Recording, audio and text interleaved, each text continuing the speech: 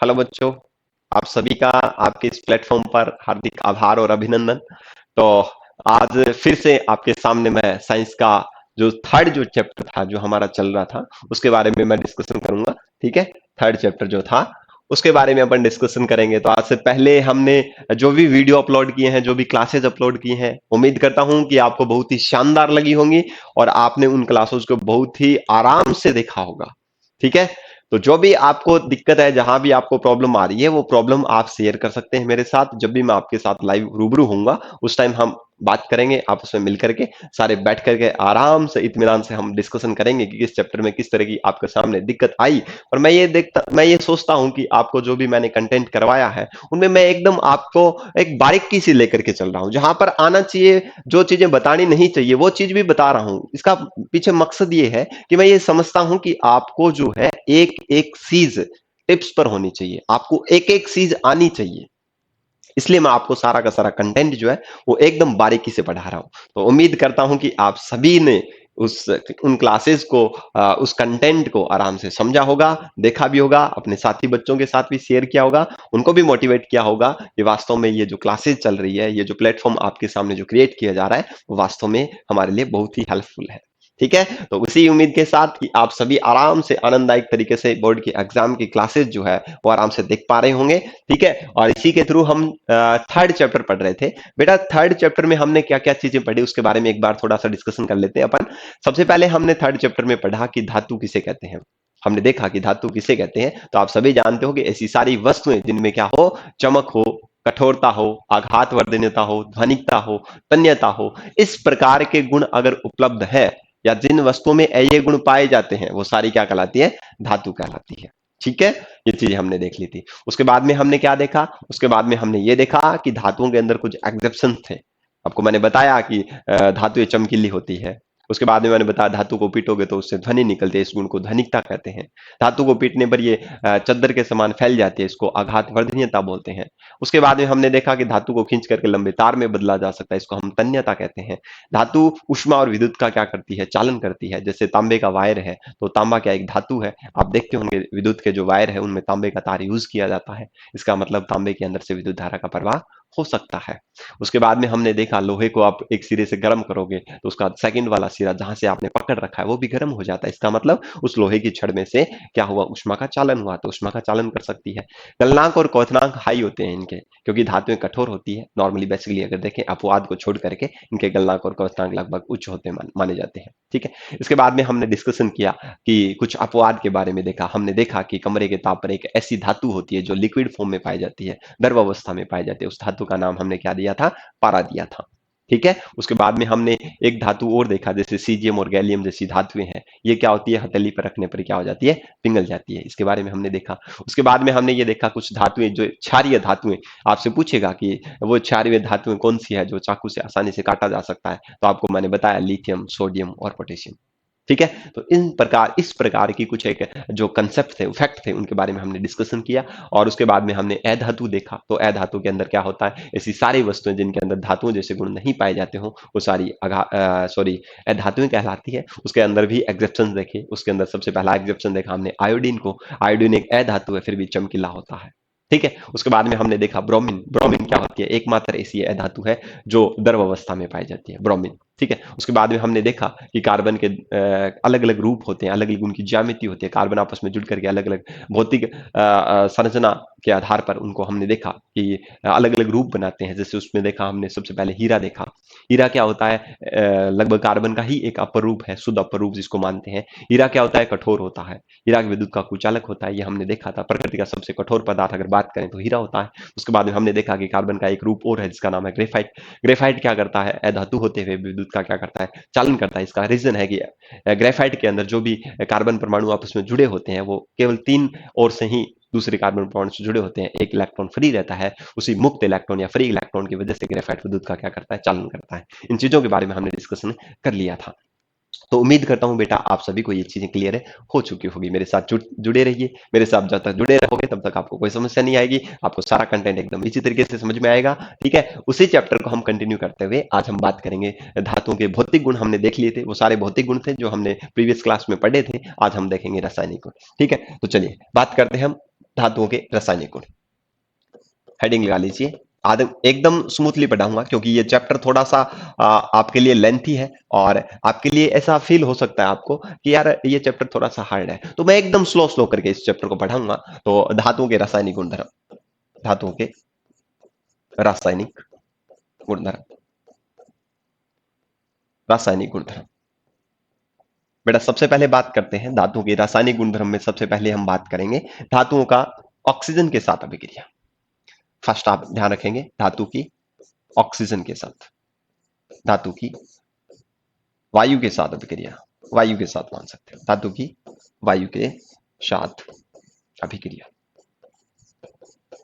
अभिक्रिया। ये चीज देखिए, तो धातुओं की वायु के साथ अभिक्रिया कैसे होती है ये ध्यान से सुनिए। ये हमने प्रीवियस क्लास में भी हमने पढ़ा, तो आप एक बार दोबारा से देख लीजिए, कोई दिक्कत नहीं है, कोई समस्या का सामना नहीं करना पड़ेगा। जैसे बेटा एक इक्वेशन लिखता हूं मैं, जैसे एक इक्वेशन मैं लिखूं अगर आपके सामने, तो आप देख पाओगे कि सर आपने ये बताया था हमें कॉपर एक धातु है और वायु के साथ अभिक्रिया मतलब ऑक्सीजन के साथ रिएक्शन करवाएंगे तो ये क्या बनेगा, कॉपर ऑक्साइड बनेगा, कॉपर ऑक्साइड। अब आप सभी बोलोगे कि सर कॉपर ऑक्साइड कैसे बना, ये संतुलित है क्या? बेटा ये संतुलित नहीं है, इसको संतुलित करना पड़ेगा।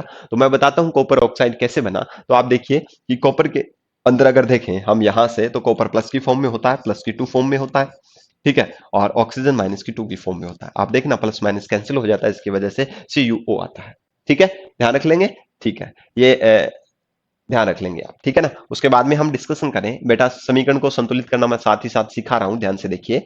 आप इधर वाली साइड में देखिए, कॉपर के कितने परमाणु हैं? आप बताओगे सर एक परमाणु है। और इधर अगर बात करें तो ऑक्सीजन के कितने परमाणु हैं? बेटा दो परमाणु है, ठीक है, दो परमाणु है। यहां देखिए कॉपर का एक ही परमाणु है, ऑक्सीजन का भी एक ही परमाणु है। तो यहां पर क्या करेंगे हम, इनमें से हम देखेंगे ऑक्सीजन यहां पर एक है, यहां पर क्या है, दो है, तो हम इसको दो करने के लिए क्या करेंगे, इसके आगे दो लिख देंगे, दो हो गए। अब साथ ही साथ कॉपर भी क्या हो गया, दो हो गया, इसका मतलब यहां पर कॉपर को क्या कर देंगे, दो कर देंगे। इस प्रकार से समीकरण क्या हो जाएगी, संतुलित हो जाएगी। मेन हमारा जो पर्पज है कि वास्तव में धातु वायु के साथ अभिक्रिया करके क्या बनाता है, तो याद रखें ये कॉपर एक प्रकार की धातु है, ठीक है, आराम से समझते जाइए, कोई समस्या नहीं है, कोई दिक्कत नहीं आएगी।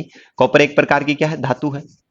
और ऑक्सीजन क्या है, इसको हम वायु मान ले या फिर ऑक्सीजन, ठीक है, वायु के अंदर ऑक्सीजन है, उसके साथ रिएक्ट करेगी, ऑक्सीजन के साथ जैसे रिएक्ट करेगी तो ये बनेगा धातु ऑक्साइड। कॉपर को बोलेंगे धातु, ठीक है, कॉपर एक धातु है, और ओ सीधे सिंगल ओ को हम क्या बोल रहे थे, ऑक्साइड, तो हम लिख देंगे धातु ऑक्साइड बनता है, धातु ऑक्साइड, ठीक है। बेसिकली है, बेसिक चीज हमें ध्यान रखनी है कि जब धातु ऑक्सीजन या वायु के साथ रिएक्ट करती है तो क्या बनाती है, धातु ऑक्साइड बनाती है, ठीक है। बेटा ध्यान से देख लीजिए, कोई दिक्कत नहीं है, ये रासायनिक अभिक्रियाएं हैं। रासायनिक अभिक्रियाओं के अंदर एक बार कोई पदार्थ बन जाता है तो वापस उसको वापस चेंज नहीं कर सकते। इस कॉपर ऑक्साइड को वापस कॉपर में चेंज नहीं किया जा सकता, यानी कि इसका दहन हो चुका है। आपसे ये पूछ सकता है कि धातु का दहन करने के, दहन से क्या होता है, वह धातु के दहन से क्या बनता है, तो याद रखें धात्विक ऑक्साइड बनता है, धातु ऑक्साइड जिसको अपन बोलते हैं, ध्यान रख लोगे ना, ठीक है। कोई भी समस्या नहीं है बेटा, कॉपर है एक धातु है, वायु के साथ आपको अगर दे दे सीधा एग्जाम में ये दे दे कि धातु की वायु के साथ अभिक्रिया लिखो, तो डरने की जरूरत थोड़ी है। आपसे ये बोलेगा कि धातु के रासायनिक गुण लिखिए, धातुओं के रासायनिक गुणधर्म लिखिए, तो आप बेटा कुछ भी नहीं करना है, धातु की वायु के साथ यानी कि ऑक्सीजन के साथ रिएक्शन करवाना, कॉपर की प्लस की टू और ऑक्सीजन की माइनस की टू होते कट जाती है, CuO बन जाएगा सीधा, ठीक है। कहां दिक्कत है बेटा, इसको कॉपर ऑक्साइड बोल देंगे। अगर इसका रासायनिक नाम बोले तो आप क्या बोलोगे बेटा, इसका नाम होता है copper oxide, copper oxide, copper oxide, ठीक है। किसी भी प्रकार की समस्या नहीं है, एकदम इजी कंसेप्ट है बेटा, कहां दिक्कत आ रही है, ठीक है। क्लियर हो गई बात सभी को कि धातु ऑक्सीजन के साथ या वायु के साथ रिएक्ट करके क्या बनाती है, धात्विक ऑक्साइड बनाएगी, ठीक है। उम्मीद करता हूं कि ये रिएक्शन आपको समझ में आ चुकी होगी। एक और रिएक्शन देख लेते हैं, ठीक है, एक और रिएक्शन देखते हैं। आप सभी की संतुष्टि होनी चाहिए बेटा। देखिए दूसरी रिएक्शन की बात करूं तो आप सभी बताओगे सर Mg और प्लस में ऑक्सीजन, ये बनेगा मैग्नीशियम ऑक्साइड, MgO, ठीक है। वही कंसेप्ट है, सेम प्रोसीजर है, कोई दिक्कत नहीं है। मैग्नीशियम की प्लस की टू पावर होती है और ऑक्सीजन होता है माइनस का टू, प्लस माइनस आपको पता है कैंसिल आउट हो जाता है, तो MgO बनेगा। इसका जो फॉर्मूला है MgO मैग्नीशियम ऑक्साइड। तो आप ध्यान से देखिए बेटा, कुछ भी नहीं है, कुछ भी नहीं है। यहां पर आप क्या लिखोगे, आप सिर्फ सिंपल लिखोगे कि सर आपने ये बताया ये मैग्नीशियम है और मैग्नीशियम एक प्रकार की धातु है, मैग्नीशियम एक प्रकार की क्या है, धातु है। और इसी प्रकार ये ऑक्सीजन है और ये क्या बन गया सर, धात्विक ऑक्साइड, यानी कि जिसको रासायनिक नाम से लिखें तो इसका नाम लिख देंगे मैग्नीशियम ऑक्साइड। ऑक्साइड, ठीक है, समझ आ गई बात सभी को। तो ये वाली चीजें ध्यान में रखनी है कि कोई भी धातु जब वायु के साथ रिएक्ट करती है तो क्या बनाती है, धातु के ऑक्साइड बनाती है। क्लियर हो गई क्या बात सभी को? एक बार चेक कर लीजिए, जिसको भी हाँ पीछे वाला प्रीवियस में निकाल देता हूं, जिसको स्क्रीनशॉट लेना वो स्क्रीनशॉट ले लीजिए आराम से, और आराम से लिखते जाइए, कोई समस्या नहीं है, किसी भी प्रकार की दिक्कत नहीं होगी आपके सामने, ठीक है, लिख लिया। अब हम देख लेते हैं एक एल्यूमिनियम के साथ रिएक्शन भी देखते हैं, किसके साथ है, एल्यूमिनियम के साथ। तो एल्यूमिनियम के साथ जब रिएक्शन देखेंगे बेटा, तो यहाँ ध्यान से देखिए, यही लिख देता हूं मैं, ध्यान से देखिए, एल्यूमिनियम प्लस ऑक्सीजन क्या बनेगा, देखिए ध्यान से, एल्यूमिनियम की होती है Al, ठीक है, Al2O3, ये बनेगा एल्यूमिनियम ऑक्साइड बनेगा। क्या बनेगा, एल्यूमिनियम ऑक्साइड। कैसे बनेगा, सारी चीजें मैं आपके सामने डिस्कशन करूंगा, ध्यान से सुनिए एक बार। इसको बोलते हैं Al को एल्यूमिनियम, एल्यूमिनियम, और इसको लिख देंगे ऑक्साइड, यानी कि धातु का ऑक्साइड बनेगा। सिंपल सी बात है, कोई भी धातु, एल्यूमिनियम भी धातु है, ये जब वायु के साथ रिएक्ट करेगी तो ये भी धातु का ऑक्साइड बना रही है। आप बोलोगे सर धातु का ऑक्साइड कहाँ, आप तो लिख दिया एल्यूमिनियम ऑक्साइड लिख दिया। बेटा एल्यूमिनियम भी एक धातु है, तो उसको अपन धात्विक बोल सकते हैं, धातु बोल सकते हैं, धातु ऑक्साइड बन रहा है, कोई समस्या नहीं है। यहां पर देखिए बेटा, एल्यूमिनियम जो होता है उसके ऊपर चार्ज होता है प्लस का 3 चार्ज होता है, ऑक्सीजन पे माइनस का 2 चार्ज होता है। ये वाला चार्ज जो है ये दोनों सेम नहीं है, ये वाला इसके पैरों में आएगा, ये वाला इसके पैरों में आएगा, तो बनेगा Al। इसका जो 2 है ये इसके पैरों में आएगा, इसका वाला 3 जो है ये ऑक्सीजन के पैरों में आएगा, तो ये बनेगा आपके लिए Al2O3, एल्यूमिनियम ऑक्साइड। अब बात ये रहेगी कि सर हम इसको संतुलित कैसे करें, तो बेटा संतुलित करने के लिए सीधा सा कंसेप्ट है, मैं आपको बता देता हूं, इजीली तरीके से समझिए, कहीं रटने की जरूरत नहीं है, कहीं कोई समस्या नहीं आने दूंगा मैं। आप देखिए कि ऑक्सीजन यहां पर 3 है, आप यहां देखिए ऑक्सीजन यहां पर 2 है, कि सर आपने ये बताया कि यहां पर ऑक्सीजन तो 3 है, यहां पर ऑक्सीजन 2 है, तो सर ये कैसे कैसे दोनों सेम हो सकते हैं? बेटा कैसे भी नहीं हो सकते, आप इसको 3 नहीं बना सकते हो, आप इसको 2 तो है, ये 3 नहीं बना सकते, क्योंकि अगर आप 1 लिखोगे तो भी ये 2 ही रहने वाला है, यहां 2 लिखोगे तो ये 4 हो जाएगा, पर आप इस 3 को फिर 4 नहीं बना पाओगे। तो ऐसी संख्या से आप इनको मल्टीप्लाई कर सकते हो जिनसे ये दोनों इक्वल हो जाए नंबर लगाने पर। जैसे फॉर एग्जांपल के लिए बेटा अगर मैं इसको लिखूं, आप इसको 6 बना सकते हो, जैसे किसी एक की टेबल बोलो, जैसे 2 की टेबल बोलो चाहे 3 की टेबल बोलो, आप इन दोनों में से किसी एक की टेबल बोलिए। देखो इजी तरीका बताता हूं समीकरण को संतुलित करने का, जब आपके बस से बाहर हो जाए कि यार इसको संतुलित कैसे किया जाता है, यहां 3 है, अब मैं 2 लगाऊंगा तो ये 6 हो जाएगा।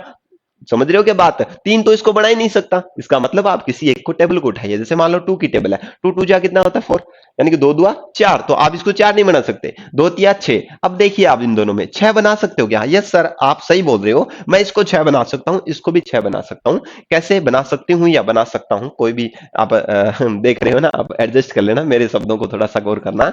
ये 3 को आप सर बना सकते हो 2 से, 3 2 जा कितना हो गया, 3 दुआ 6 हो गया। अब सर आप इसको बना सकते हो क्या? यस ऑब्वियसली बना सकता हूं, इसके आगे मैंने क्या लिख दिया, 3 लिख दिया। अब बताओ 3 दुआ 6 हो गया ना, ऑक्सीजन का काम खत्म। आप देखिए एल्यूमिनियम कितना हो गया, 2 दुआ 4 हो गया। यहां देखिए एल्यूमिनियम क्या है, सिंगल है, इसका मतलब इसको 4 करना इजी है, इसके आगे मैं सीधा डायरेक्ट क्या लगा दूंगा, 4। तो आप सभी देख लीजिए ये समीकरण संतुलित है। मेरा मेन पर्पज जो बेटा जो है वो यही है कि आपको मेरे को मैं समझाना चाहता हूं कि जब धातुएं ऑक्सीजन के साथ रिएक्ट करती है तो बनता क्या है, तो बनता क्या है। तो याद रखें सभी धातुओं में देखिए, अगर आप पीछे वाली प्रीवियस स्लाइड में देखेंगे तो आप देखिए धातु है, ये ऑक्सीजन है, ये रिएक्ट करा तो क्या बना, धातु ऑक्साइड बना, ठीक है। उसके बाद में भी देखिए ये मैग्नीशियम धातु है, ऑक्सीजन के साथ रिएक्ट किया, वायु के साथ रिएक्ट किया तो धातु ऑक्साइड बना, कोई समस्या नहीं है। सर एल्यूमिनियम था, एल्यूमिनियम का आपने वायु के साथ, यानी कि ये भी धातु है, ये ऑक्सीजन के साथ रिएक्ट किया, ये एल्यूमिनियम ऑक्साइड बन गया। सर कहीं दिक्कत नहीं है, आपने सही बताया, एकदम इजीली तरीके से हम समझ चुके हैं, ये चीज आपको पता है, समझते हो ना। एक ही कंसेप्ट चलता है बेटा, जहां हम रटने का प्रयास करते हैं ना वहां रटना है ही नहीं। आप अच्छे बच्चे हो, आप प्यारे बच्चे हो, आप सुंदर बच्चे हो, सारे जो भी कैटेगरी आपको देनी चाहिए वो सारी मैं आपको दे रहा हूं, ठीक है, क्योंकि आप एक बहुत ही सिंसियर बच्चे हो।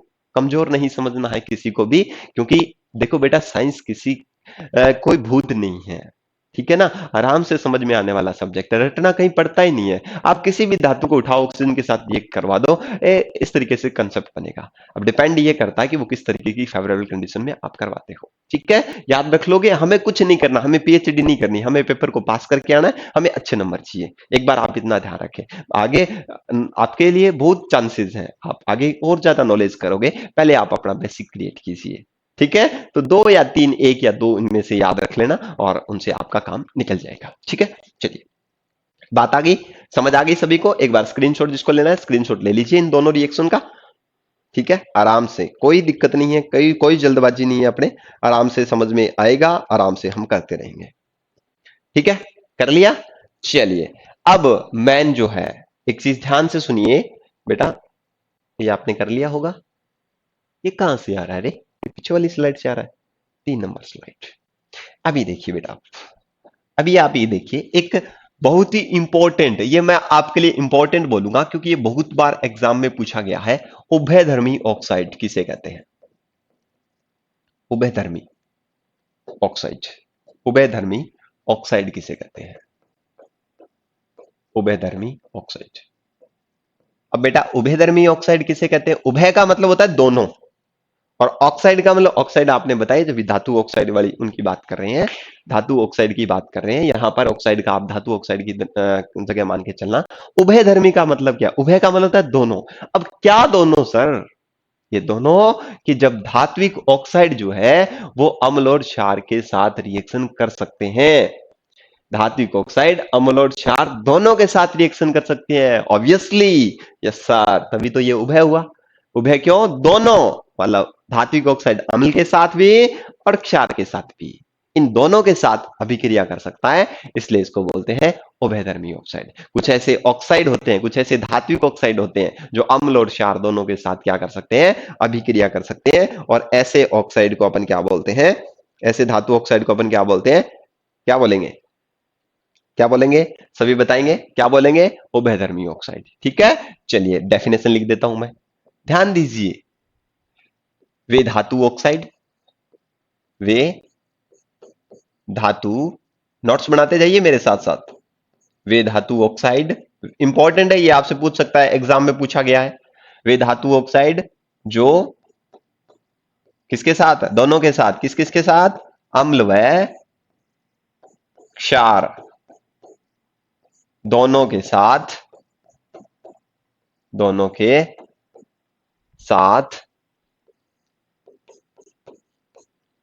अभिक्रिया, अभिक्रिया करके लवण व जल बनाते हैं। लवण व क्या बनाते हैं? जल बनाते हैं। क्या कहलाते हैं वे धातु ऑक्साइड? वे कहलाते हैं, कहलाते हैं उभयधर्मी ऑक्साइड, उभयधर्मी ऑक्साइड। कि ऐसे धातु ऑक्साइड जो अम्ल और क्षार दोनों के साथ अभिक्रिया करके लवण और क्या बनाते हैं? जल बनाते हैं, ऑक्साइड कहलाते हैं। इजी है, एकदम इजी है, कहीं समस्या नहीं आ रही है, एकदम इजी कंसेप्ट है। साइंस में एकदम इजी फंडा चल रहा है, कहीं दिक्कत नहीं है, कहीं कोई कंसेप्ट नहीं छूट रहा है, एकदम इजी वे में आपको पढ़ा रहा हूं, तो कोई समस्या नहीं आनी चाहिए। एकदम तरीके से देख लीजिए। ठीक है, जिसको लिखना है एक बार लिख लीजिए कि किस तरीके से इसको लिखा जा सकता है। ठीक है, कर लिया सभी ने? ठीक है, चलें आप आगे उभयधर्मी ऑक्साइड के बारे में डिस्कशन कर लेते हैं। कौन कौन सा है? एल्यूमिनियम ऑक्साइड जो है, इसका एग्जांपल बता देता हूं। Aluminium oxide, aluminium oxide. ठीक है, ये फोन आ रहा है, एक बार मैं इसको बंद कर देता हूं।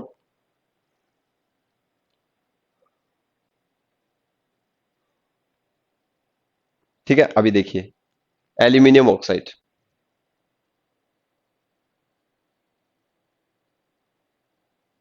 ठीक है, एल्यूमिनियम ऑक्साइड के बारे में देखिए, इधर देखिए, Al2O3, और इसकी किसके साथ? पहले तो अम्ल के साथ करवा देते हैं, एसिड के साथ। आप सभी देखिए, अब बोलोगे सर क्या बनेगा? बेटा कुछ नहीं बनेगा, ध्यान से सुनिए, सभी को देखिए। इधर देखिए बेटा, एल्यूमिनियम कितनी पावर का है? चार्ज कितना है इसका? प्लस का 3। इसके ऊपर चार्ज कितना है ऑक्सीजन पर? सर बताओगे, माइनस का 2 है। इसके ऊपर क्या होगा? H के ऊपर तो प्लस है और Cl के ऊपर क्या है सर? माइनस है। समझ आई बात सभी को? अब देखेंगे सर, प्लस वाला तो माइनस के साथ जाता है और माइनस वाला प्लस के साथ। तो आप बोलोगे कि सर Al के ऊपर तो 3 है और Cl पर जाएगा, क्योंकि ये प्लस का है, ये माइनस के साथ जाएगा। तो ये एक तो सर इसके पैर में आएगा और 3 Cl के पैर में आएगा। तो सर आप बोल दो कि Al और Cl3 बनेगा, नो डाउट बनेगा। ठीक है, अब क्या बनेगा? अब आप बोलोगे कि सर ये दो इसके पैरों में जाएगा और ये एक इसके पैरों में आएगा। इसका मतलब क्या बनेगा? वाटर बनेगा, जल बनेगा। बस सर हम समझ गए। ठीक है, कहीं दिक्कत नहीं है बेटा। आगे पीछे वाले याद है ना, तो आगे वाले आराम से बन जाएंगे अगर आपको थोड़ा सा चार्ज का पता है, इसके ऊपर किस प्रकार का चार्ज आएगा, प्लस का आएगा, माइनस का आएगा। ठीक है, क्लियर है क्या बात? नहीं है तो समझ लो एक बार। अब इसको संतुलित, सर ये संतुलित वाला और फंडा समझ में नहीं आ रहा, ये भी तो हमें करना है ना। तो हम सबसे पहले क्या करेंगे कि सर यहां पर ऑक्सीजन देखिए, ऑक्सीजन कितना है बेटा? 3 है। तो हम इसके आगे 3 लिख दें क्या? सर एक बार तो लिख दो, करते हैं एडजस्ट। 3 लिख दिया। अब बेटा ये देखो, ये कितना हो गया? 3 दुआ 6। हाइड्रोजन कितना हो गया? 6 हो गया। तो सर ये देखो, ये हाइड्रोजन तो सर एक ही है, इसको 6 बनाना है, तो आप इसके आगे क्या लगा दो? 6 लगा दीजिए। बन गया ना? 6। इधर भी हाइड्रोजन 6, इधर भी हाइड्रोजन 6। अब आप देखिए कि सर क्लोरीन देखिए कितना हो गया? 6 हो गया। इधर देखिए सर, क्लोरीन तो 3 है, तो बेटा क्या करेंगे? 3 को 6 बनाना आसान है, इजी है, इसके आगे 2 लिख दो, ये 6 बन गया। बन गया ना? अभी देखिए एल्यूमिनियम के आगे 2 है, इधर भी सर 2 है। ऑक्सीजन कितना है? यहाँ 3 है, इधर भी क्या है? 3 है। हाइड्रोजन 6 है, इधर भी 6 है। इधर क्लोरीन 6 है, इधर भी क्लोरीन 6 है। इसका मतलब ये समीकरण क्या है? संतुलित है। बेटा अगर मैं कई बार अगर समीकरण को संतुलित नहीं लिखूं तो आप एडजस्ट कर लेना, क्योंकि समीकरण को आप संतुलित कर सकते हो, मेरा बताया हुआ भी है, ये ध्यान में रख लें थोड़ा सा। ठीक है, समझ जाओगे सारे? चलिए नेक्स्ट बात करते हैं। नेक्स्ट हम क्या बात करेंगे कि सर एक और समीकरण देख लेते हैं। ये तो हमने किसकी देखी? ये उभयधर्मी ऑक्साइड है, एल्यूमिनियम ऑक्साइड। ठीक है ना, यहां मैंने लिखा नहीं क्या? चलिए, aluminium oxide, aluminium oxide. Aluminium oxide एक प्रकार का कैसा है? उभयधर्मी ऑक्साइड है। कैसा ऑक्साइड है? उभयधर्मी ऑक्साइड है। तो इसका अम्ल के साथ करवा दिया, बताया ना मैंने। देखो अम्ल के साथ भी रिएक्शन कर सकता है और क्षार के साथ भी। इसको क्षार के साथ करवाते हैं। ठीक है, घबराओ नहीं, घबराओ नहीं। चलो इसको क्षार के साथ कराते हैं। Al2O3 प्लस क्षार क्या होता है sir? Sir NaOH, sodium hydroxide. अब कहां 3 है कहां 2 है, लिखो ही मत, क्योंकि हमें तो पता है चार्ज के हिसाब से देंगे हम। तो एल्यूमिनियम ऑक्साइड को सोडियम हाइड्रोक्साइड के साथ करके देखते हैं। थोड़ा ऊपर कर दूं क्या? चलिए ऊपर कर देते हैं। ये लीजिए, यहां हमने ऊपर कर दिया इसको। अब क्या करेंगे? ध्यान से देखिए, इधर कौन सा ले? ये लेते हैं, ये इजी, ये लेते हैं, ये नहीं, ये ये लेते हैं, ये लेते हैं। चलो अब देखो, एल्यूमिनियम कितना है? प्लस का 3 सर। ऑक्सीजन कितना है सर? आपने बताया माइनस का 2 है। इधर सर सोडियम आपने बताया सर प्लस का होता है, ऑलवेज। OH पे सर हमेशा माइनस का होता है। अब आप बता रहे हो कि सभी को पता है कि सर प्लस वाला माइनस के साथ जाएगा और माइनस वाला प्लस के साथ जाएगा। इसका मतलब ये Al किसके साथ जाएगा? इसके साथ। तो क्या होगा? इसके ऊपर एक है, यही है क्या? यही है क्या फंडा? देख लो, चेक कर लो एक बार। ठीक है सर, यही है। ठीक है, तो इसके आगे इसके लिए क्या बन जाएगा? सारे एक बार कमेंट देख लीजिए, क्या क्या बनेगा, इमेजिन कीजिए अपने दिमाग में कि सर क्या बनेगा। एक बार चेक कर लें, क्या बनेगा? यहां पर बनेगा बेटा सोडियम एल्यूमिनेट बनेगा। क्या बनेगा? सोडियम एल्यूमिनेट बनेगा। ठीक है, सोडियम एल्यूमिनेट। तो क्या बनेगा? NaAl, ठीक है, O2। ये सोडियम एल्यूमिनेट का फॉर्मूला NaAlO2। ठीक है, ध्यान रखें सो। थोड़ा, और उसके प्लस में क्या बनेगा, वाटर बनेगा, जल। देख लीजिए, एक एक चीज आराम से करवा रहा हूं, आराम से करवा रहा हूं। ये सोडियम एल्यूमिनेट है, जो लवण है एक प्रकार का, मैं लिख देता हूं इसका नाम सोडियम एल्यूमिनेट। अब अब सर ये बोलेंगे कई सर ये फंडा तो गलत हो गया, अभी बताता हूं। एल्यूमिनेट, सोडियम एल्यूमिनेट, ठीक है, ये वाटर है, ये लवण है, सॉल्ट है। अभी देखिए, अब आप बोलोगे कि सर यहां तो 3 आना चाहिए था, कहां गया फिर एक? बेटा यहां से जो 3 था, इसका एक चार्ज जो था यहां से, ध्यान रखें, यहां पर ये Na है, Na के साथ क्या जा रहा है, Na और सोडियम, ये दोनों लिंक होंगे आपस में, ठीक है, ये दोनों लिंक होंगे, और दोनों लिंक होकर के क्या करेंगे, दोनों लिंक होकर के इधर जुड़ेंगे, और इधर जुड़ करके सोडियम क्या बनाएंगे, एल्यूमिनेट बना लेंगे, ठीक है। ये थोड़ा सा याद करना पड़ेगा। देखो दो ज्यादा इसको विस्तार से बताऊंगा तो फिर गड़बड़ है, क्योंकि फिर कोर्स पूरा नहीं होगा, ठीक है, इतना अपने पास टाइम नहीं है, फिर भी कोशिश करूंगा मैं, ठीक है। ध्यान से सुनिए क्या करना है, यहां पर एल्यूमिनियम ऑक्साइड है, इसका किसके साथ करवा रहे हैं, ध्यान से सुनो, इसको मैं रफ कर देता हूं, ठीक है, ये लो।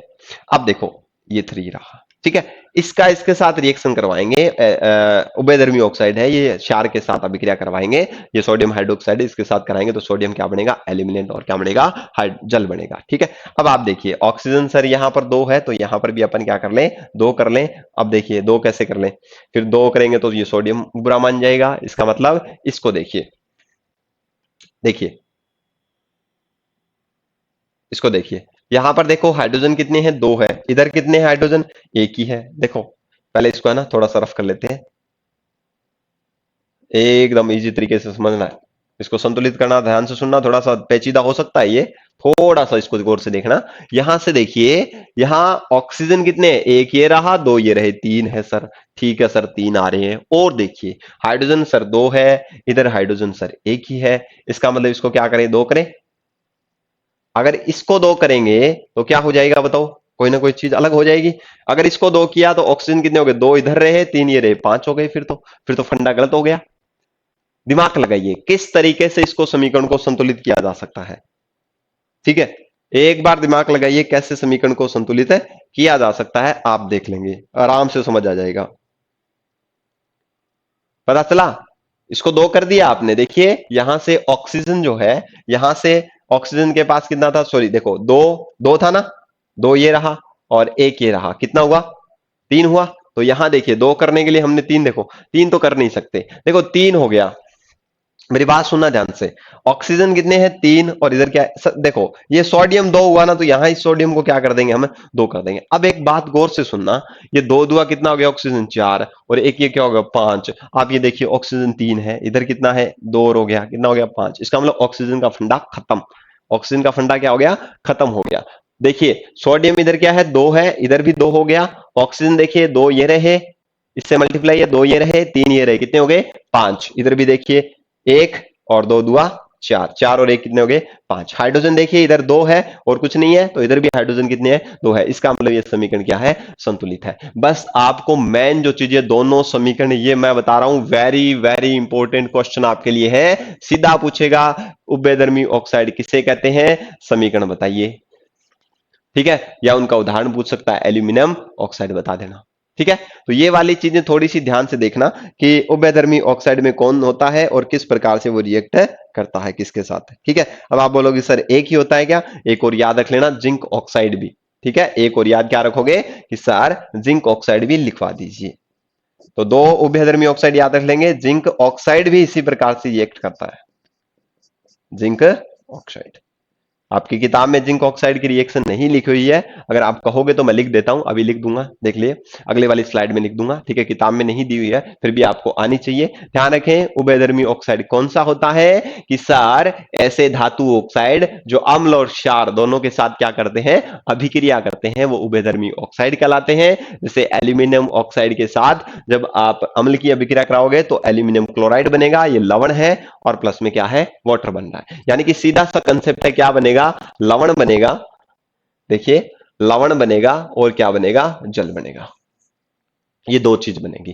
थोड़ा सा ध्यान से देखिए, अम्ल की क्षार के साथ, यानी कि धातु ऑक्साइड जो है इसको ध्यान रखें, धातु ऑक्साइड अम्ल और क्षार के साथ अभिक्रिया करके लवण और जल बनाते हैं, और वे धातु ऑक्साइड क्या कहलाते हैं? उभयधर्मी कहलाते हैं, जिसके अंदर हमने बात कर ली एल्यूमिनियम ऑक्साइड है और जिंक ऑक्साइड है। एल्यूमिनियम ऑक्साइड की हमने रिएक्शन देख ली, अब जिंक ऑक्साइड की करवा देता हूं, एक करवा देता हूं, बहुत है, काफी है, ठीक है ना। चलिए अब देखिए जिंक ऑक्साइड की ओर कर लेते हैं। आप बोलोगे सर एक ही करवाई है आपने, आप मेरी किताब में तो और नहीं है, पर आप याद रखें जिंक ऑक्साइड की किसके साथ करवा दें? अम्ल के साथ, क्योंकि ये क्या है? उभयधर्मी ऑक्साइड है। इसका नाम लिख देता हूं मैं जिंक ऑक्साइड, और ये उभयधर्मी है। उभयधर्मी का मतलब ये अम्ल के साथ भी रिएक्ट कर सकता है और क्षार के साथ भी, ठीक है। अम्ल के साथ करके दिखा देता हूं, ध्यान से सुनिए। ये लो, अब इसके साथ क्या होगा? Zn किसके साथ जाएगा? Cl के साथ, तो बन जाएगा ZnCl2, ठीक है। और प्लस में क्या बन जाएगा? H2, जल। तो आप देखिए ये लवण हो गया और ये क्या हो गया? जल, जल, ठीक है। ये वाली चीजें देख लीजिए ध्यान से। तो ZnO प्लस HCl, इससे बनेगा लवण और क्या बनेगा? जल बनेगा, ठीक है। चलिए बात करते हैं। इधर हो गया, संतुलित कर लीजिए। क्लोरीन 2 है सर, यहां भी 2 लगा दीजिए, क्लोरीन 2 हो गया। हाइड्रोजन कितना है? 2 है, यहां भी सर 2 है। जिंक कितना है? 1 है, इधर भी 1 है। ऑक्सीजन कितना है? यहां भी 1 है, इधर भी 1 है। इसका मतलब ये समीकरण क्या है? संतुलित है।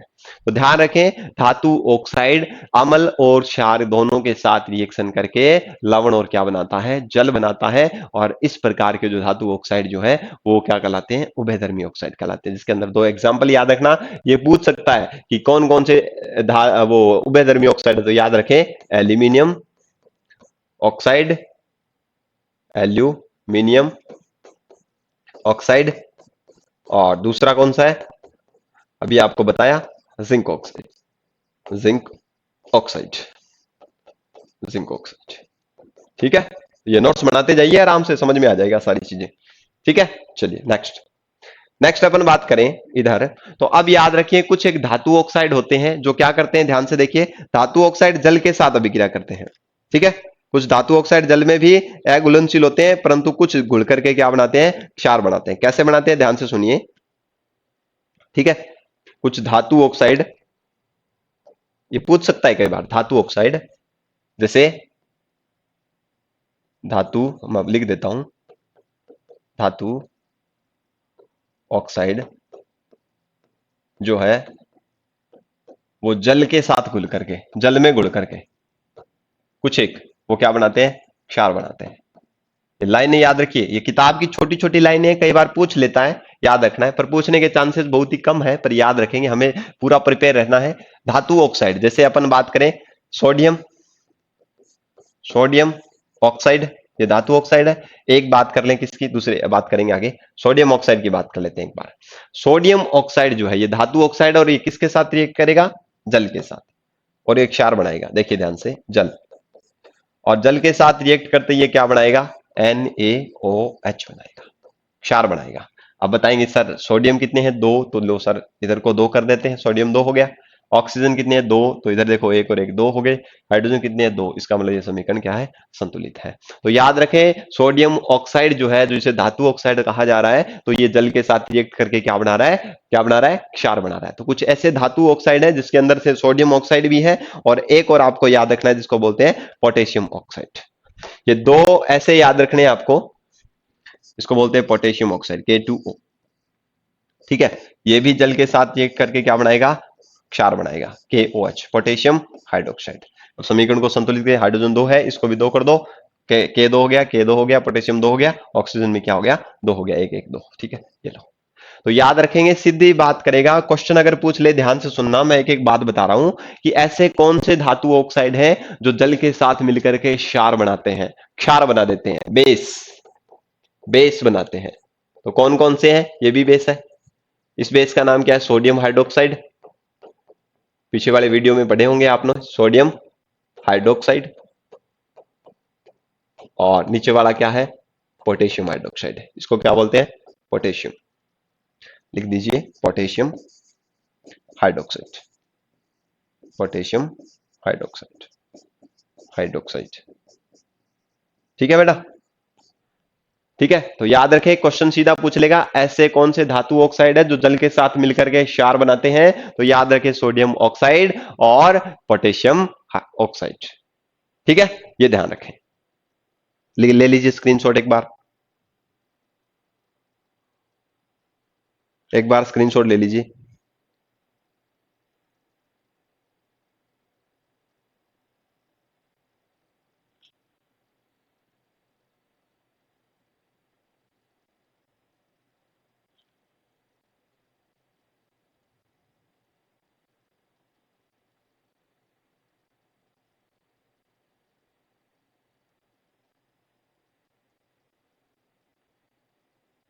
ठीक है, करें आगे।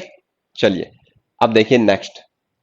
अब कुछ एक धातु ऐसी है, दो धातुओं के बारे में आपको ध्यान में रखना है, ज्यादा आपको पजल नहीं होना है फैक्ट्स में। आप ध्यान रखें, सोडियम और पोटेशियम। सोडियम और कौन सी धातु, एक है पोटेशियम। सोडियम और पोटेशियम ये दोनों धातुएं ऐसी है, आपको मैंने इसके प्रीवियस वीडियो में बताया था कि ये मुलायम धातु होती है, इनको आसानी से चाकू से काटा भी जा सकता है। ये धातुएं जल के साथ तीव्र अभिक्रिया करती है, जल के साथ रिएक्शन ज्यादा करती है। और सोडियम और पोटेशियम धातु जो है वो जल के साथ अभिक्रिया करके क्या बनाती है, सोडियम हाइड्रोक्साइड या पोटेशियम हाइड्रोक्साइड। क्या बनाती है, सोडियम हाइड्रोक्साइड। और अगर पोटेशियम अगर जल के साथ रिएक्शन करेगा तो क्या बनाएगा, याद रखें, पोटेशियम हाइड्रोक्साइड। मैं लिख देता हूं नीचे, नीचे लिख देता हूं, ध्यान रखें। एक रिएक्शन करके मैं दिखाऊंगा, ध्यान देखिए, पोटेशियम हाइड्रोक्साइड। ये फैक्ट्स है, फैक्चुअल चीजें हैं, ध्यान से देखना। हाइड्रोक्साइड और प्लस में बनती है एक गैस, बनती है, इसका नाम है हाइड्रोजन गैस। कौन सी गैस निकलती है, हाइड्रोजन गैस। याद रखें कि सोडियम और पोटेशियम धातु जो है वो जल के साथ अभिक्रिया करके क्या बनाती है, सोडियम हाइड्रोक्साइड या पोटेशियम हाइड्रोक्साइड, प्लस में क्या बनाती है, हाइड्रोजन गैस। जैसे फॉर एग्जाम्पल के लिए लिख देता हूं, मैं एक रिएक्शन कर देता हूं।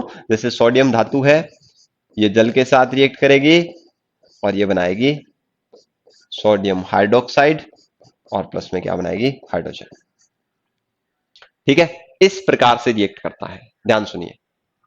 ठीक है, तो ये चीजें ध्यान से देखिए कि सोडियम और हाइड्रोजन जो है इसकी रिएक्शन नहीं पूछेगा, अगर आपको याद नहीं होती है तो भी आप ध्यान नहीं देंगे इनमें। ठीक है, आप सीधा ध्यान रखेंगे ऑक्सीजन हाइड्रोजन गैस देती है। ठीक है, आपको क्योंकि एनसीईआरटी के अंदर आपको जो चीजें दी हुई है उसके अलावा कुछ भी नहीं पूछता है, तो थोड़ा ध्यान रखें। सोडियम और जो पोटेशियम वाली धातुएं हैं ये क्या करती है, जल के साथ रिएक्ट करके अभिक्रिया करके सोडियम हाइड्रोक्साइड और पोटेशियम हाइड्रोक्साइड बनाती है। और जिसकी वजह से क्या होता है, क्या होता है, सोडियम पोटेशियम और जल के साथ अभिक्रिया करके क्या बनाती है, सोडियम हाइड्रोक्साइड या पोटेशियम हाइड्रोक्साइड प्लस में हाइड्रोजन गैस बनाती है। आप ध्यान रखें, हाइड्रोजन गैस जो बन रही है ये अधिक क्रियाशील होती है, अत्यंत क्रियाशील है, अत्यंत क्रियाशील। और ये वायु के संपर्क में आते ही जस्ट आग पकड़ लेती है। ठीक है, ये क्या होती है, वायु के जैसे ही संपर्क में आएगी, वायु के संपर्क में आते ही क्या पकड़ लेती है, आग पकड़ लेती है। इसलिए इनको सोडियम और पोटेशियम जो धातु है इनको किस में डाला जाता है, कैरोसिन के तेल में रखा जाता है, डुबो करके कैरोसिन तेल में रखा जाता है कि जिससे इनका वायु से संपर्क नहीं हो। याद रखेंगे, इंपॉर्टेंट लाइन है कि सोडियम और पोटेशियम जो धातु है, ठीक है, मैं बैठ जाता हूं, एक बार ध्यान से देख लीजिए, समझा देता हूं आपको कि सोडियम और पोटेशियम जो धातु है वो क्या करती है, जल के साथ रिएक्ट करके क्या करती है, सोडियम हाइड्रोक्साइड और पोटेशियम हाइड्रोक्साइड बनाती है। ध्यान से सुनिए, ठीक है। तो सोडियम और पोटेशियम जैसी धातुएं जल के साथ रिएक्ट करके सोडियम हाइड्रोक्साइड और क्या बनाती है, हाइड्रोजन गैस। और ये हाइड्रोजन गैस ज्यादा क्रियाशील होती है, जैसे ही ये वायु के संपर्क में आती है ये आग पकड़ लेती है। ठीक है, और ये वायु के संपर्क में नहीं आए, यानी कि इसलिए सोडियम और पोटेशियम को क्या रखा जाता है, पानी में न रख करके किस में रखा जाता है, किस में रखा जाता है, कैरोसिन के तेल में। ठीक है, जिससे जहां पर वो रिएक्शन है नहीं कर पाते, अभिक्रिया नहीं कर पाते हैं, जिससे ऑक्सीजन हाइड्रोजन गैस का निर्माण नहीं होगा, और नहीं होगा इसका मतलब आगे नहीं पकड़ेगा। ये ध्यान रखें, ये स्लाइड भी देख लीजिए। एक बार रिवीजन करवा देता हूं, ब्रीफ रिवीजन, ध्यान से देखिए हमने आज क्या पढ़ा, एक बार इसका रिवीजन करते हैं, उसके बाद में आगे बढ़ेंगे। सबसे पहले हमने ये तो हमने नहीं पढ़ा, आगे देखिए। सबसे पहले हमने पढ़ा कि धातुओं के रासायनिक गुणधर्म क्या है। धातुओं के रासायनिक गुणधर्म में सबसे पहले हमने बात की कि धातुएं जो है वो वायु से किस प्रकार से अभिक्रिया करती है, देख लीजिए, है ना। तो हमने क्या देखा कि धातुएं जो है वायु के साथ किस प्रकार से अभिक्रिया करती है, धातु जैसे ही वायु के साथ रिएक्ट करती है धात्विक ऑक्साइड बनता है। क्या बनता है? धात्विक ऑक्साइड बनता है, ये दे रखा है। ठीक है, उसके बाद में हमने पढ़ा ये कुछ समीकरणें पढ़ी, जैसे मैग्नीशियम ऑक्सीजन के साथ रिएक्ट करके मैग्नीशियम ऑक्साइड यानी कि धात्विक ऑक्साइड बना रहा है, इसी प्रकार से एल्यूमिनियम ऑक्सीजन के साथ रिएक्शन करके एल्यूमिनियम ऑक्साइड बना रहा है। ठीक है, उसके बाद में हमने देखा नेक्स्ट उभयधर्मी oxide, very very important topic है, याद रखें कि ऐसे वे धातु ऑक्साइड जो क्या करते हैं, अम्ल और क्षार दोनों के साथ अभिक्रिया कर सकते हैं, एक साथ दोनों के साथ अभिक्रिया करके लवण और क्या बनाते हैं, जल बनाते हैं। इन ऑक्साइड को क्या बोलते हैं? उभयधर्मी ऑक्साइड। नाम याद रखना, मैं बार बार बोल रहा हूं, दोनों के नाम पूछेगा कई बार कि उभयधर्मी ऑक्साइडों के नाम लिखिए, तो क्या बताओगे? एल्यूमिनियम ऑक्साइड और जिंक ऑक्साइड। ठीक है, रिएक्शन आपके सामने है, ये मैंने आपको समझा दी है, याद रखें। उसके बाद में हमने देखा कि जिंक ऑक्साइड भी एक था उभयधर्मी ऑक्साइड में, उसकी रिएक्शन मैंने अम्ल के साथ करवा के देखी, आप देख लो, ये लवण बन रहा है और ये क्या बन रहा है? जल बन रहा है। नेक्स्ट आगे, नेक्स्ट बढ़िए। हमने पढ़ा कि धातु ऑक्साइड, कुछ ऐसे धातु ऑक्साइड होते हैं जैसे सोडियम ऑक्साइड और पोटेशियम ऑक्साइड, ऐसे कुछ धातु ऑक्साइड है जो जल के साथ अभिक्रिया करके क्या करते हैं? क्षार बना देते हैं। ठीक है, याद रखें, सोडियम ऑक्साइड जल के साथ एक करके ये सोडियम हाइड्रोक्साइड यानी कि क्षार बना देगा, और ये पोटेशियम ऑक्साइड जो है ये भी जल के साथ अभिक्रिया करके क्या बना देगा? पोटेशियम हाइड्रोक्साइड बना देगा। तो ये क्या है? क्षार है। तो कुछ ऐसी धातुएं होती है जो सोडियम और पोटेशियम जैसी धातु ऑक्साइड जो है वो जल के साथ रिएक्ट करके क्या बना देते हैं? क्षार बना देते हैं। ये हमने पढ़ा। उसके बाद में हमने क्या पढ़ा? उसके बाद में हमने देखा कि सोडियम और पोटेशियम जैसी धातु बहुत ज्यादा सक्रिय होती है, ये जल के संपर्क में आते ही हाइड्रोजन गैस बना देती है। हाइड्रोजन गैस ज्यादा क्रियाशील होने की वजह से आग पकड़ लेती है, इसलिए इनको वायु से संपर्क तोड़ने के लिए हम क्या करते हैं? इन सोडियम और पोटेशियम को किसमें डालते हैं? किसमें डालते हैं? कैरोसिन के तेल में। ये दोनों ही क्षारीय धातु हैं। क्षारीय धातु होने की वजह से ये मुलायम होती है, और मुलायम होने की वजह से इनको आसानी से चाकू से काटा जा सकता है। ये हमने डिस्कशन कर लिया था। ठीक है, देख लिया। उसके बाद में ये कृष्ण का जल आ रहा है, ये इतने देख लिए। ठीक है, यहां तक किस किस को समस्या है? यहां तक किसी को कोई भी प्रकार की समस्या नहीं होनी चाहिए। उम्मीद करता हूं कि आपको ये चीज क्लियर है, हो चुकी होगी। कोई डाउट है तो बता सकता है अभी भी कि मेरे को ये समस्या है, ये डाउट है? पता चल गया सभी को?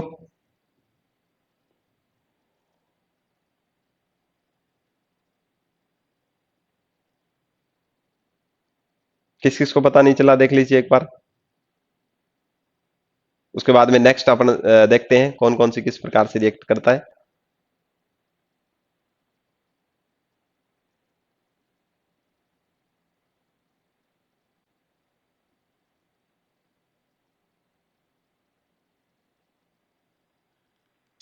हाँ, बताइए। हो गया क्लियर? चलिए नेक्स्ट बात करते हैं। अब हम बात करें यहां से एक चीज, एक फैक्ट और याद रख लीजिए कि सिल्वर और जो सोना जो है, सिल्वर और जो सोना है, चांदी और सोना जो है, ये उच्च ताप पर भी, सोना उच्च ताप पर भी, ज्यादा टेम्परेचर पर भी, उच्च ताप पर भी वायु से क्या नहीं करते? अभिक्रिया नहीं करते हैं। वायु से क्या नहीं करते हैं? अभिक्रिया नहीं करते हैं। यह चीज भी थोड़ी सी ध्यान में रखें, अभिक्रिया नहीं करते हैं। यानी कि गोल्ड और सोना जो है, फैक्ट वाले क्वेश्चन है, याद रखें। फैक्ट वाले ऐसे डायरेक्टली पूछ लेता है कि ऐसी कौन सी धातु है जो उच्च ताप पर भी वायु के साथ रिएक्शन नहीं कर पाती है, तो सिल्वर और क्या याद रखें? सोना याद रख ले, ये इंपॉर्टेंट सा लाइन है। ठीक है, एक नंबर में कई बार पूछ लेता है, तो याद रखेंगे सोना और सिल्वर जो, और सोना और जो चांदी जो है वो उच्च ताप पर भी वायु के साथ अभिक्रिया नहीं करती है, ध्यान रख लेंगे। चलिए नेक्स्ट जो पॉइंट जो है, धातुओं की किसके साथ अभिक्रिया याद रखें? धातुओं की किसके साथ अभिक्रिया याद रखेंगे? एक याद रखें, एनोडीकरण क्या होता है? कई बार ये पूछ लेता है। एनोडीकरण के बारे में देखिए, एनोडीकरण मैं करवा देता हूं। देखिए एनोडीकरण, एनोडीकरण कई बार डेफिनेशन ही पूछता है और कुछ नहीं है। एनोडीकरण एक ऐसी प्रोसेस है जिसके अंदर एल्यूमिनियम पर ऑक्साइड की परत जम जाती है। एल्यूमिनियम पर पूछ लेता है एक नंबर में, एल्यूमिनियम पर मोटी, यानी कि जब ये वायु के संपर्क में आएगा तब की बात कर रहा है, एल्यूमिनियम पर मोटी ऑक्साइड की परत जमने की प्रक्रिया, ऑक्साइड की परत जमने की प्रक्रिया, जमने की प्रक्रिया को एनोडीकरण कहते हैं। प्रक्रिया को क्या कहते हैं? एनोडीकरण, एनोडीकरण, एनोडीकरण, एनोडीकरण कहते हैं। ठीक है, समझ गए बात सभी को? सभी एनोडीकरण क्या होता है? एल्यूमिनियम को संक्षारण से बचाता है, ये ध्यान रखें। एल्यूमिनियम को संक्षारण से बचाता है। संक्षारण का मतलब इसको नष्ट होने से बचाता है। एल्यूमिनियम पर जब एनोडीकरण हो जाएगा, एल्यूमिनियम धातु पर जब ऑक्साइड की परत जम जाएगी तो एल्यूमिनियम का संक्षारण नहीं होगा, तो एल्यूमिनियम को संक्षारण से बचाती है, संक्षारण से बचाता है। ये प्रक्रिया जो है वो एल्यूमिनियम को क्या करती है, संक्षारण से बचाती है, क्योंकि एल्यूमिनियम के ऊपर मोटी ऑक्साइड की परत जमा हो जाती है जो उसको संक्षारण होने नहीं देती है। याद रखें एनोडीकरण, एक नंबर में लाइन पूछ सकता है कि एनोडीकरण किसे कहते हैं, देख लीजिए, स्क्रीनशॉट लेना, स्क्रीनशॉट ले लीजिए, ठीक है, एक बार चेक कर लीजिए। क्लास का टाइम ज्यादा तो नहीं हो गया ना, चेक करता हूं मैं, क्योंकि आप ज्यादा क्लास करोगे तो बोरियत फील हो जाएगी आपको, है ना। लगभग क्लास का टाइम हो चुका है, आप एक बार देख लीजिए। एल्यूमिनियम पर जब मोटी ऑक्साइड की परत जमा हो जाएगी तो उसको अपन क्या बोल देंगे, एनोडीकरण बोल देंगे। क्लियर है बात सभी को, ठीक है। तो उम्मीद करता हूं कि आपको ये वाली जो वीडियो है वो भी अच्छी लगी होगी, ठीक है। देखो बेटा, थोड़ा सा केमिस्ट्री का चैप्टर है, मैं कुछ नहीं कर सकता इसके अंदर, तो फिर भी मैं आपके सामने वो चीजें रख रहा हूं जो इंपॉर्टेंट है परीक्षा की दृष्टि से, और आपको वही करना है, ठीक है। एकदम इसी तरीके से पढ़ा रहा हूं, मैंने गैप ले लेकर के, मैं कई बार चेयर पर बैठता हूं, कई बार यहाँ पर पढ़ाता हूँ, फिर आपको थोड़ा टाइम देता हूँ कि आप उस चीज को आराम से क्लास के अंदर ही पढ़ लो, ठीक है। क्योंकि ये थोड़ा सा अगर लेंथी पड़ता है, ठीक है, और लेंथी होने की वजह से आपको थोड़ी सी दिक्कत आ सकती है, पर आप ध्यान रखें जो मैं करवा रहा हूं वो चीज आप पढ़ लीजिए, बहुत है, सफिशियंट है, उसके अलावा कुछ नहीं पढ़ना, ठीक है। अब ठंडे जल के साथ कौन अभिक्रिया करता है, कौन गर्म जल के साथ अभिक्रिया करता है, ऐसा कुछ नहीं पूछा जाता, और पूछेगा तो देखेंगे, ठीक है, नहीं पूछेगा, ठीक है। उम्मीद, विश्वास रखिए, कुछ नहीं पूछेगा, बस जो करवा रहा हूं वो ध्यान से देख लीजिए, क्योंकि ये क्वेश्चन पूछे जा रहे हैं जिनके बारे में अपन डिस्कशन कर रहे हैं, ठीक है। तो उम्मीद करता हूं कि आपको ये सेशन अच्छा लगा होगा, अच्छा लगा है तो अपने फ्रेंड्स के साथ ज्यादा से ज्यादा शेयर कीजिए, ठीक है। तो मिलते हैं नेक्स्ट वीडियो में। जय हिंद, जय भारत।